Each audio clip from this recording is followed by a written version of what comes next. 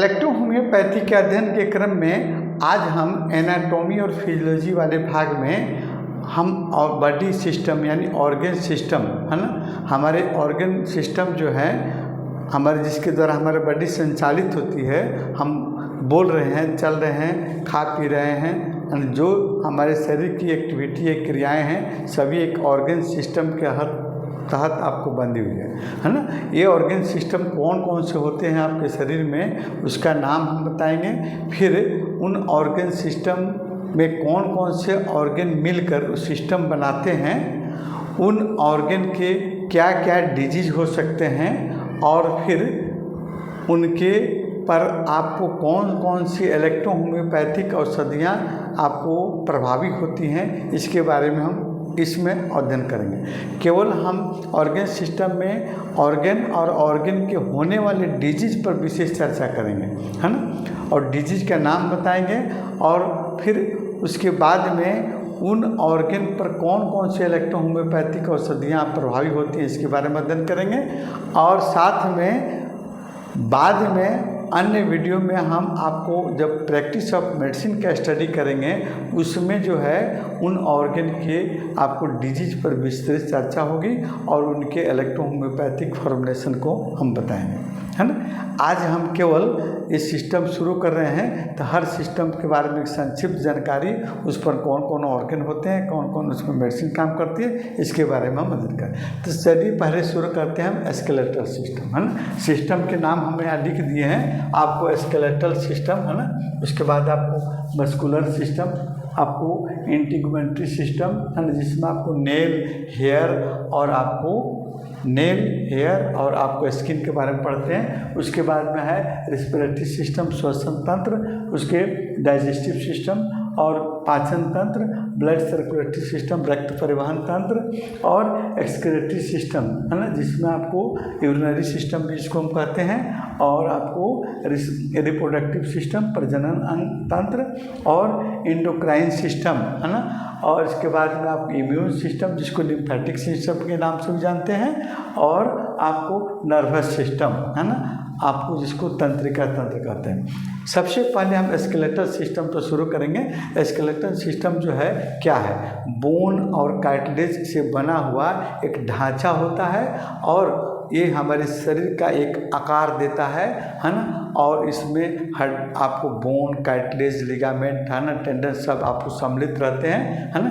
मुख्य रूप से आपको बोन और कार्टिलेज की आपको बारे में हम करेंगे और टेंडन और लिगामेंट के बारे में भी हम देखेंगे, है ना।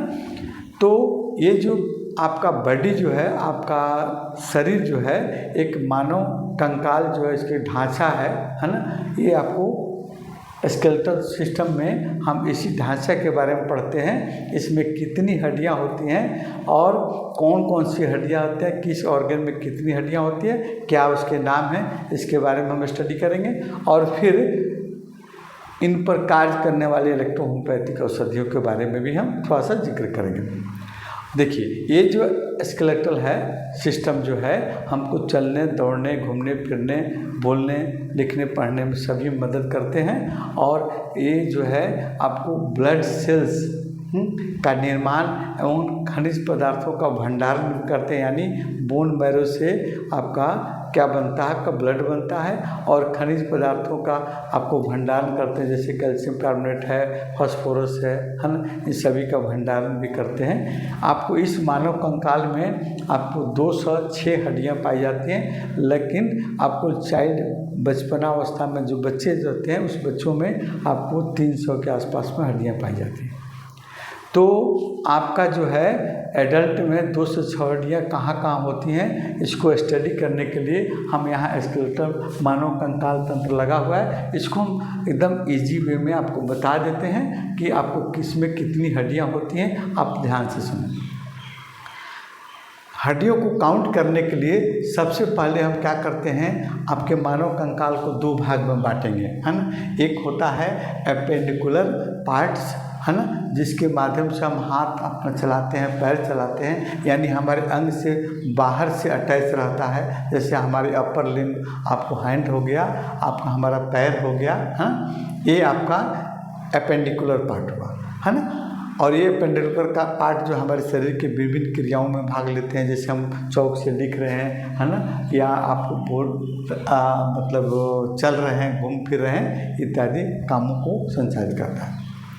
और दूसरा पार्ट है एक्सियल पार्ट, है ना। एक्सियल पार्ट जो वो पार्ट होता है जो हमारे शरीर के आंतरिक अंगों की सुरक्षा प्रदान करता है ना। उसमें आपको पूर्णतः मूवमेंट नहीं होती, लेकिन आंशिक रूप से मूवमेंट होती है, सभी में नहीं, कुछ आपको मूवमेंट। जैसे आप हमारा स्कल है जो हमारे ब्रेन की सुरक्षा करता है ना। उसी प्रकार हमारे चेस्ट रीजन की आपको हड्डियां हैं, जो ये चेस्ट रीजन की हड्डियां जो हैं ये हमारे इसके अंदर आपको ब्लड सर्कुलेटरी सिस्टम का सबसे इम्पोर्टेंट अंग हार्ट रहता है, और इसके अंदर आपको लंग्स फेफड़ा रहता है ना, और ये आपको इसकी सुरक्षा प्रदान करते हैं। और फिर बाकी जो है आपको पेल्विक रीजन की हड्डियां हैं, है ना, और आपको बैकबोन, सॉरी पेल्विक रीजन की हड्डियाँ नहीं, आपको बैकबोन रीढ़ की हड्डियाँ, इसके अंदर स्पाइनल कॉर्ड रहता है, स्पाइनल कॉर्ड की सुरक्षा करती है आपकी बैकबोन की हड्डियाँ, रीढ़ की हड्डियाँ।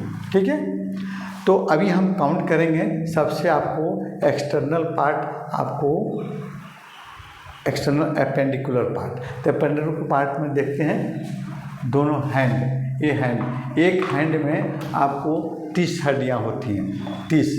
जैसे कैसे आप इसको काउंट कर लेंगे। सबसे पहले आपका ह्यूमरस बोन है, ये आपका अपर आर्म, जिसको अपर आर्म की बोन कहेंगे, ह्यूमरस बोन कहलाता है। दूसरी नंबर की हड्डी होती है, इसमें रेडियस और अल्ना। रेडियस आपको अंगूठे की सामने की मोटी हड्डी होती है, अल्ना आपको पतली उंगली के सामने की आपको हड्डी होती है ना। ये 2 हो गया। फिर उसके बाद आता है हमारे रिस्ट, कलाई की हड्डियाँ।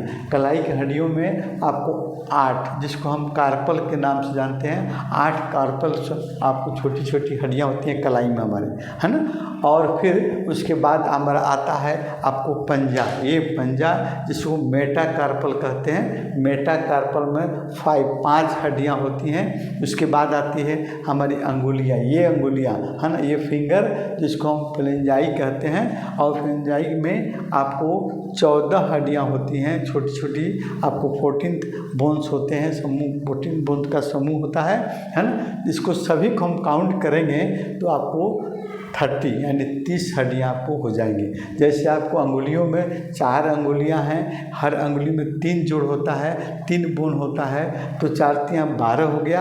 अंगूठे में 2 जोड़ होती है, इसमें 2 के 14 हो गया। और फिर आपको हमारी तलहटी की मेटाकार्पल की आपको 5 हड्डियाँ, 14 और 5 19 हो गया। और फिर हमारे रिस्ट कलाई की आपको 8 हड्डियाँ, 19 और 27 हो गया, है ना। और फिर 2 हमारा रेडियस और अल्ना 29 हो गया, और एक ह्यूमरस बोन हो गया 30। तो 30 इधर और 30 इधर, है ना, आपको 60 हो गए। एपेंडिकुलर में दोनों अपर लिम्ब यानी हाथों में 60 हड्डियाँ होती हैं। ठीक है, उसके बाद में आप अपर लिम्ब में आता है हमारा पैर, है ना। हमारा पैर में देखिए, पैर में ये हमारा क्या है, ये हमारा फ्यूमर है, फ्यूमर बोन है, सबसे लंबी हड्डी होती है। और उसके बाद आता है ये पेटिला, देखिए छोटी सी पेटिला होता है ना, नी के ऊपर आपको फिक्स रहता है। और उसके बाद आता है हमारा टिबियो और फ्यूबुला। ये आपको टिबियो और फ्यूबुला, एक मोटी आपको हड्डी होती है, एक पतली होती है, टिबियो फ्यूबुला, है ना। और फिर इसमें आता है आपको टार्सल बोन, है ना। तो टार्सल बोन में आपको कलाई के कार्पल बोन में 8 हड्डियाँ होती हैं, लेकिन पैर के टार्सल बोन में 7 हड्डियाँ होती हैं, 7 बोन्स होता है। और टार्सल के बाद में आपका आता है आपको मेटाटार्सल। तो मेटाटार्सल में भी 5 हड्डियाँ होती हैं। और फिर उसके बाद में अंगुलियाँ आती हैं, फ्लेंजाई। तो फ्लेंजाई में आपको 14 हड्डियाँ होती हैं, जो 14 फ्लेंजाई आपको मेटाटार्सल आपको 5, 14 5 19, और 7 आपको टार्सल, 19 से 7 26, है ना, 26। और ये आपका आपको 14 आपका फ्लेंजाई, 5 आपका टार्सल बोन, टार्सल 5 14 19, और 7 आपको 26 हो गया, 26 में। और ये आपको टिबियो और फ्यूबुला 28 हो गया, और एक आपका पेटिला 29 हो गया, और एक फ्यूमर बोन 30। तो 30 आपका 30 आपका हो गया आपका लोअर लिम्ब यानी पैर की हड्डियाँ, एक में 30 तो दूसरे में 30, 60 पैर में और 7 आपको हैंड में, 120 हो गया। और फिर आपको अपर आपको लिम्ब में ही आपको आता है 2 क्लेविकल बोन, और पीछे आपको देखिए पीछे आपका 2 लगा है, पीछे में 2 आपको हड्डियाँ होती हैं जिसको हम क्या करते हैं, ये आपका स्केपुला, 2 स्केपुला है ना, और आपको 2 आपका क्लेविकल बोन है ना, 4, ये 4 आपका हो गया। और 2 आपको लोअर लिम्ब से जुड़ी रहती है, ये आपको पेक्टोरल गार्डिल 2 होता है, 2 पेक्टोरल गार्डिल है ना, गार्डिल, और 2 आपका क्लेविकल बोन और 2 आपका शोल्डर बोन या इसको स्केपुला। तो 4 और 2 6, उधर हुआ था कितना, 120 और 6, 126 हड्डियाँ हो गई आपको एपेंडिकुलर पार्ट में। ठीक है। अब इसके बाद में हमारा एक्सियल पार्ट होता है। तो एक्सियल पार्ट में जब हम 206 में से 126 घटा देंगे तो 80 आपको एक्सियल पार्ट की हड्डियाँ 80 होती है। तो कहाँ हम काउंट कर लेते हैं, तो सबसे पहले शुरू करते हैं हम एस्कल से, है ना, आपको खोपड़ी की हड्डी से। तो खोपड़ी की हड्डी में आपको 29 हड्डियाँ होती है, 29। कैसे, देखिए एस्कल में आपका एस्कल में होता 8 सामने फ्रंट अपर आपको, और फिर साइड में लेटरल भाग में आपको ये 8 हड्डियाँ होती हैं, और आपको ये फेशियल में आपको 14 होती है।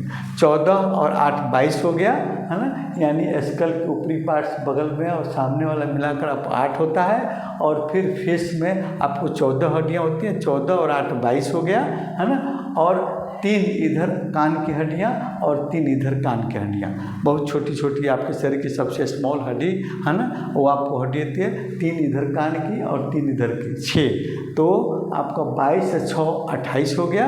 और एक होता है हायोड बोन। हायोड बोन का काउंट भी हम लोग स्कल में ही कर लेते हैं, लेकिन चलिए अब हायोड बोन अलग होता है, आपके गले के नीचे होता है। तो 29 हो गया, है ना। अब आ जाइए आपका चेस्ट रीजन का, पेक्टोरल एरिया का जो आपको बोन होता है, जिसमें आपको 12 पसलियाँ रिब्स, 12 रिब्स ये और 12 रिब्स 24 हो गया। एक एस्टर्नम हो गया, 25 हो गया।